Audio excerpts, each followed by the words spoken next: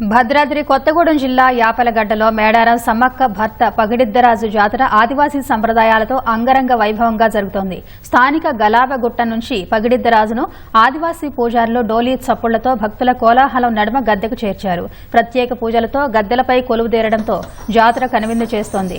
జాతరలో భాగంగా వనదేవతలకు గంగా స్నానం చేయించడం, పగిడిద్దరాజు సమ్మక్క దేవతలకు నాగవెళ్లి సంప్రదాయ ఘట్టాలు నిర్వహిస్తారు. రేపు తెల్లవారుజామున దేవతలకు శేల పయ్యను హారంగా ఇవ్వనుండగా భక్తులు మొక్కులు చెల్లించుకుంటారు. శనివారం తిరిగి వనదేవతలను గుట్టకు చేర్చడంతో జాతర ఘట్టం ముగియనుంది. జాతరలో ఎలాంటి అవాంఛనీయ ఘటనలు చోటు చేసుకోకుండా పోలీసులు బందోబస్తు నిర్వహిస్తున్నారు.